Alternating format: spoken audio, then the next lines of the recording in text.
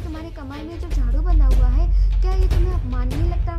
तो वो हंसने लगते हैं और कहते हैं ये तो हमारा धर्म है, ब्रह्मा ने आदेश दिया है, ये तो सृष्टि का नियम है, धर्म ग्रंथों में ऐसा कहा गया है। पंडित पुरोहित ही बताते हैं कि अगर हम इस तरह अपनी वेशभूषा बना के रखते हैं, इस तरह हम जीवन यापन करते हैं तो हमें स्वर्ग मिलेगा और तभी हम सुखी रह सकेंगे। और इतना कहकर वो वहाँ से चले जाते हैं। ज्योतिबा फूले जी को ये बात कुछ हद तक समझ में नहीं आती। वे काफ़ी विचार करते हैं तो उनको समझ में आता है कि उन्होंने शिक्षा ग्रहण की, वो पढ़े लिखे, तब उनको समझ में आया कि मान क्या होता है, सम्मान क्या होता है, अपमान क्या होता है।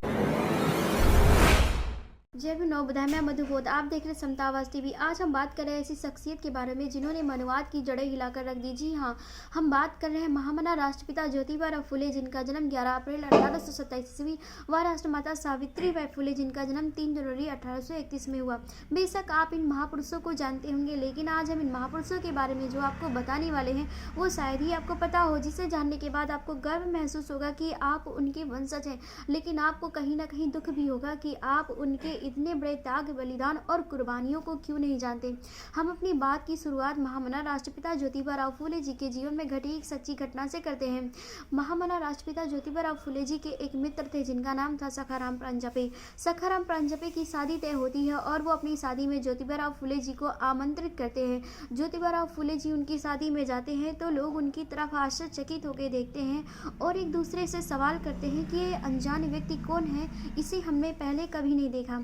पूछने के बाद हमें पता चलता है कि ये माली बिरादरी से आते हैं जो कि स्वर्ग से शूद्र, और लोगों को ये बात पसंद नहीं आती। वे महामना राष्ट्रपिता ज्योतिबा जी का काफ़ी अपमान करते हैं और उन्हें उस शादी से लौट जाने को कहते हैं। महामना राष्ट्रपिता ज्योतिबा फूले जी अंदर से टूट जाते हैं। उन्हें ये नहीं समझ में आ रहा था कि मैंने भी लोगों की तरह कपड़े पहने, मैं भी लोगों की तरह दिख रहा हूँ, फिर मेरे साथ इतना दुर्व्यवहार क्यों। वो इतना दुखी होते हैं। वो आते एक नदी के किनारे बैठ कर रोने लगते हैं। वो रो रहे होते हैं तभी उधर से कुछ व्यक्तियों का समूह गुजरता है जिनके गले में मटकी और कमर में झाड़ू बंधे होते हैं। वो उधर से गुजरते हैं और ज्योतिबा फूले जी को जब रोता हुआ देखते हैं तो वो सवाल करते हैं कि क्यों रो रहे हो। तो ज्योतिबा फूले जी कहते हैं मैं इसलिए रो रहा हूँ क्योंकि मेरा अपमान हुआ है। महामना ज्योतिबा फूले जी की ये बात सुन के वह आश्चर्यचकित हो जाते हैं और कहते हैं अपमान, ये अपमान क्या होता है। तो महामना राष्ट्रपिता ज्योतिबा फूले जी कहते हैं क्या तुम्हें नहीं पता अपमान क्या होता। तो बोलते नहीं। तो वो उनसे सवाल करते हैं कि तुम्हारे गले में जो ये मटकी बंधी हुई है, तुम्हारे कमर में जो झाड़ू बंधा हुआ है, क्या ये तुम्हें अपमान नहीं लगता।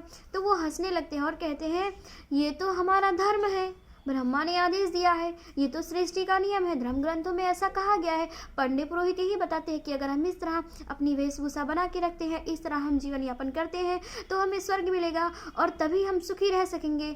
और इतना कहकर वह वहाँ से चले जाते हैं। ज्योतिबा फूले जी को ये बात कुछ हद तक समझ में नहीं आती। वे काफ़ी विचार करते हैं तो उनको समझ में आता है कि उन्होंने शिक्षा ग्रहण की, वो पढ़े लिखे, तब उनको समझ में आया कि मान क्या होता है, सम्मान क्या होता है, अपमान क्या होता है। फिर वो सोचते हैं इनको ये नहीं पता कि मान सम्मान क्या होता है क्योंकि इन्होंने शिक्षा ग्रहण नहीं की। तो सबसे पहले हमें इनको शिक्षा देने की ज़रूरत है, इनको बताने की ज़रूरत है कि इनका अस्तित्व क्या है, इनका भी कुछ स्वाभिमान है। इसके लिए वो अपने घर में सबसे पहले अपनी पत्नी राष्ट्रमाता सावित्रीबाई फूले जी को शिक्षित करते हैं।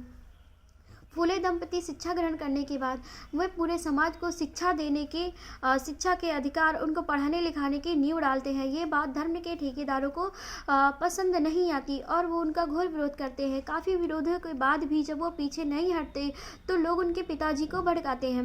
उनके पिताजी कहते हैं कि या तो समाज को शिक्षित करो या तो मेरा घर छोड़ के चले जाओ क्योंकि तुम धर्म भ्रष्ट कर रहे हो। अगर ऐसा करोगे तो तुम्हें महापाप लगेगा और मैं इस महापाप का भागीदारी नहीं बनना चाहता। राष्ट्रपिता ज्योतिबा फूले जी कहते हैं कि बेशक आप इस पाप की भागीदारी मत बनिए। अगर आप चाहते हैं कि मैं आपके घर में ना रहूं, मैं ये कार्य ना करूं, तो मैं आपका घर छोड़ने से बिल्कुल नहीं कतराता। मैं घर में रहने के बजाय मैं इस चीज़ को बेहतर, इस चीज़ को महत्वपूर्ण समझता हूं कि मैं लोगों को शिक्षा देकर उन्हें मान सम्मान की भावना को समझा सकूं।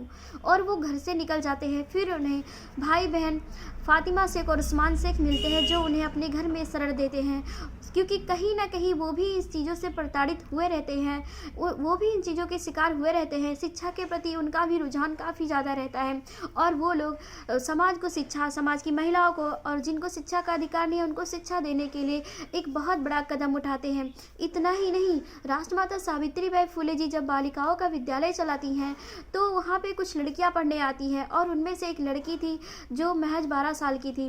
उस लड़की को लड्डू में शीशे को पीस कर मिलाकर धर्म के ठेकेदार मिलाकर खिला देते हैं और उस लड़की की मृत्यु हो जाती है और लोगों में ये भ्रम फैलाया जाता है, लोगों में ये बात बताई जाती है कि वो शिक्षा ग्रहण कर रहे हैं इसलिए उनकी वो बच्ची मर गई। अगर आप अपनी बच्चियों को पढ़ने के लिए भेजोगे तो सबकी बच्चियां मर जाएंगी। इस तरह का भयंकर पाखंडवाद फैलाने का काम उन्होंने किया और आप नहीं जानते होंगे कि आपको शिक्षा कहाँ से मिली, किन के संघर्षों से मिली। आपकी बहन बेटियों की शिक्षा जो IAS, PCS, डॉक्टर, इंजीनियर बन रही है, उसकी शिक्षा की कीमत उस 12 साल की बच्ची ने चुकाई। ये बात हमें और आपको समझने की ज़रूरत है।